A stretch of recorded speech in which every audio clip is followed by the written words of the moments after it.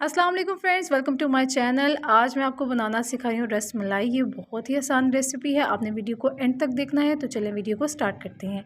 सबसे पहले मैंने यहाँ पर 1 लीटर दूध लिया था। इसको मैंने हल्की सी आंच पर बॉयल करने के लिए रख दिया। अब मैंने इसके अंदर 1 कप पानी का शामिल किया, 2 मैंने इलायची शामिल की। इसके अलावा मैंने इसके साथ साथ जो है हाफ़ कप शुगर ऐड की। आप चीनी की क्वान्टिटी को अपने हिसाब से कम या ज़्यादा भी कर सकते हैं।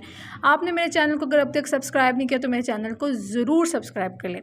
मेरे पास यहाँ पर 1 cup instant rasmalai mix powder है। आप किसी भी ब्रांड का इस्तेमाल कर सकते हैं, किसी भी फ्लेवर का इस्तेमाल कर सकते हैं। मैंने यहाँ पर आलमंड फ्लेवर यूज़ किया क्योंकि मुझे पर्सनली आलमंड फ्लेवर बहुत पसंद है।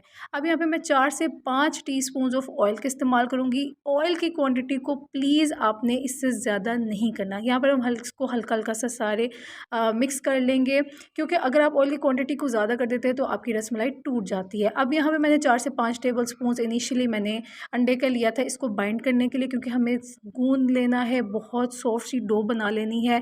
आप चाहें तो मज़ीद भी शामिल, जैसे मैंने थोड़ा सा मुझे कम लग रहा था तो मैंने थोड़ा सा एग जो है उसकी क्वांटिटी को बढ़ा लिया था। रसमलाई आपकी बहुत अच्छे से फूलेगी, रसमलाई आपकी बिल्कुल भी नहीं टूटेगी अगर आप इन स्टेप्स को फॉलो करेंगे। आपने जो है वो अंडे की क्वांटिटी को ज़्यादा कर सकते हैं, बट आपने ऑयल की क्वांटिटी को बिल्कुल भी ज़्यादा नहीं करना। ये स्टेप बिल्कुल भी ज़रूरी नहीं है। मैंने इसको जस्ट अपनी कन्वीनियंस के लिए रोल कर लिया और छोटे छोटे बॉल्स में काट लिया। अब आप देख सकते हैं मैंने ये बॉल्स बना लिए एक एक करके। ये बॉल्स में बिल्कुल भी कोई क्रैक नहीं था, तो ये भी आपने मेक श्योर करना है कि आपके बॉल्स में कोई भी क्रैक ना हो। यहाँ पे बॉयल मिल्क में मैंने 1 बाय 1 इसको डाल दिया और मैंने आंच को फुल तेज़ कर दिया। ये स्टेप भी आपने ज़रूर फॉलो करना है, क्योंकि अगर आप तेज़ आंच पे इसको बॉयल नहीं करेंगे तो आपकी रसमलाई जो है वो टूट के बिखरना शुरू हो जाएगी और आपकी सारी मेहनत ज़ाया हो जाएगी। तो आपने इसको तेज़ आंच पे बॉयल करना है। आप देख सकते हैं कि यहाँ पर बॉयल आ रहा है दूध को। हल्के हल्के हाथ से फ्लैट चम्मच की मदद से आपने रसमलाइयों को नीचे करते जाना है, बिल्कुल हल्के हाथ से। आपने कोशिश तो करनी है कि पहले 5 मिनट आप चम्मच को बिल्कुल भी इस्तेमाल ना करें।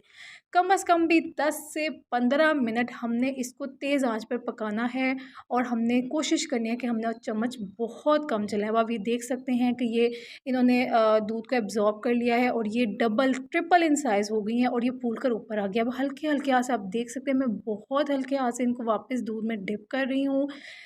चम्मच को बहुत एहतियात से चलाना है आपने, क्योंकि अगर आप चम्मच तेज़ी से चलाएंगे तो आपकी रसमलाई सारी टूट के बिखर जाएगी और आपका सारी मेहनत ज़ाया हो जाएगी।